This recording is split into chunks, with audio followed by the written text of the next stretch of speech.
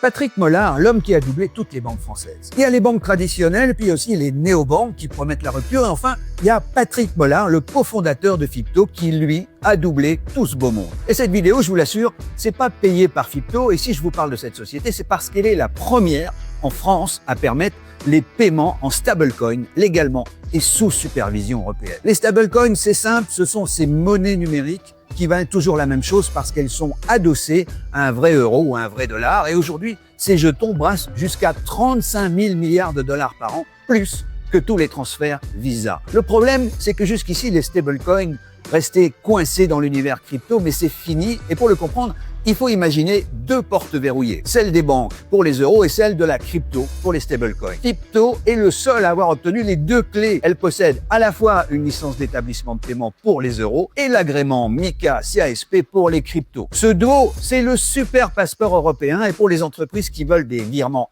rapides sur 24 heures sur 24, c'est une autoroute. Fipto va pouvoir traiter euros et stablecoins dans un même système avec la même conformité que les banques, mais sans leur process lent et obsolète. Son système parallèle est légal, supervisé, désormais autorisé à opérer partout en Europe grâce à MiCA, un agrément si exigeant que la plupart des acteurs crypto ne l'ont pas demandé et que les banques, elles, n'y ont même pas encore pensé. Résultat, Patrick Mollard est seul sur la ligne de départ. Fipto a levé 15 millions d'euros il y a quelques mois, mais avec ce monopole temporaire, sa valorisation vient de faire un bond et la fortune de ses fondateurs a aussi explosé car la société vaut désormais plusieurs centaines de millions.